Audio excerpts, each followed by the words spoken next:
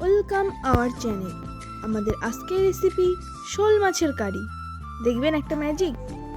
খুলজা সিমসিম। দেখুন জ্যান্ত শোল মাছ, দেখুন কেমন নড়ছে মাছগুলো। একটা বড় মাছ আছে আর একটা ছোট মাছ আছে।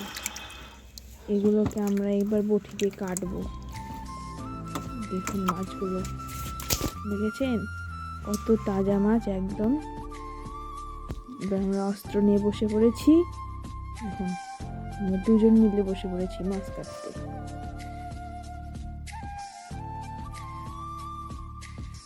বাবার দিকে মাছটা কেটে দিচ্ছে আর আমি বসে বসে দেখছি। দেখুন মাছগুলো কিভাবে আমরা কাটি। মাছগুলো একদম ছোট ছোট পিস করে আমরা কেটে নিয়েছি। এবার এগুলোকে ভালো করে পরিষ্কার করে ধুয়ে নিয়ে আমরা রান্নার দিকে যাব। মাছগুলো আমার পরিষ্কার করে ধোয়া হয়ে গেছে। এবার আমি কড়াইতে তেল গরম করে নিয়ে পেঁয়াজ আর রসুন একসঙ্গে ভাজতে দিয়ে দিয়েছি। পেঁয়াজ আর রসুনটা মোটামুটি একটু ভাজা হয়ে গেলে তারপর এর মধ্যে আমি টমেটো দিয়ে দিলাম। টমেটোটা দিয়ে ভালো করে একটু ভেজে নিয়ে আমি এর মধ্যে আবার একটু সামান্য পরিমাণ তেল দিয়ে দিলাম। তারপরে এখানে ফোড়ন দিয়ে দিলাম, 5 ফোড়ন দেওয়ার পরে এর মধ্যে তেজপাতা দিয়ে দিলাম। তেজপাতা দিয়ে 2টো কাঁচা লঙ্কা ফেটে দিয়ে দিলাম এর মধ্যে।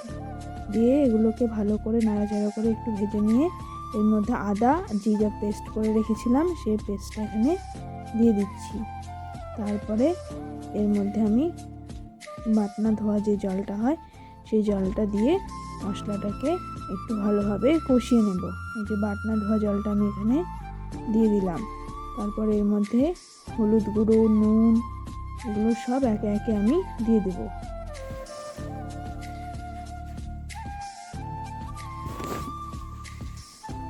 এর মধ্যে দিয়ে দিচ্ছি একটু হলুদ গুঁড়ো। তারপর এখানে চলে যাচ্ছি লাল মির্চি পাউডার,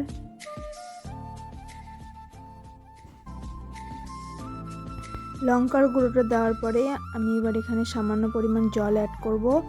জল অ্যাড করে এটা মশলাটাকে আমি ভালোভাবে কষিয়ে নেব।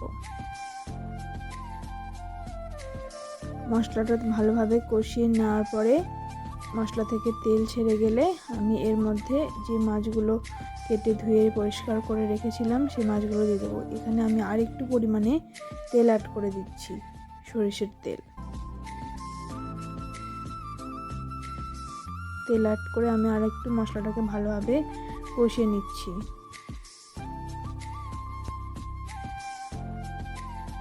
দেখুন মশলাটা কষানো মোটামুটি কমপ্লিট, তেল ছেড়ে গিয়েছে।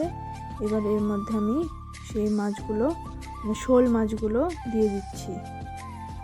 সব মাছগুলোই দিয়ে দেবো এখানে।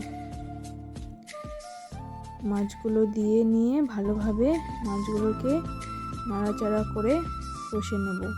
এখানে কিন্তু মাছগুলো আমি ভাজিনি, কিন্তু আমি কাঁচা মাছই দিয়ে দিচ্ছি এখানে। দেখুন মাছগুলো দিয়ে মশলাগুলোর সঙ্গে ভালোভাবে মাছগুলোকে মিশিয়ে নিচ্ছি। তারপরে এর মধ্যে কয়েকটা দারচিনি দিয়ে দিলাম, দিয়ে একটু সামান্য পরিমাণ জল অ্যাড করে ভালোভাবে এটাকে একটু ফুটিয়ে নেব। এবার মাছটা কিন্তু সেদ্ধ হয়ে গেছে মোটামুটি, তাই খুব আলতোভাবে মাছটাকে এবার কড়াইতে আমি ঘেঁটে দিচ্ছি। জোরে জোরে নাড়াচাড়া করলে মাছ সব ভেঙে একদম ঘেঁটে ঘা হয়ে যাবে কিন্তু।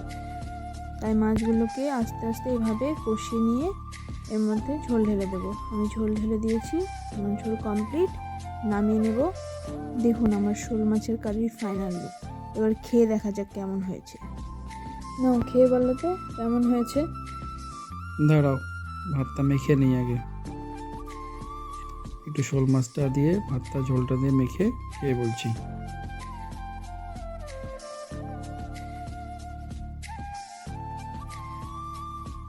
দেখো খেলাম, এবার একটু মাছ খাই। ওফ, অসাধারণ হয়েছে, অসাধারণ। ধন্যবাদ সবাইকে। আমাদের ভিডিওটি ভালো লাগলে একটি লাইক, কমেন্ট, সাবস্ক্রাইব ও শেয়ার করে পাশের বেল আইকনটি ক্লিক করে দেবেন। আর সবাই ভালো থাকবেন, সুস্থ থাকবেন এবং পরের ভিডিওর জন্য অপেক্ষা করবেন। টাটা।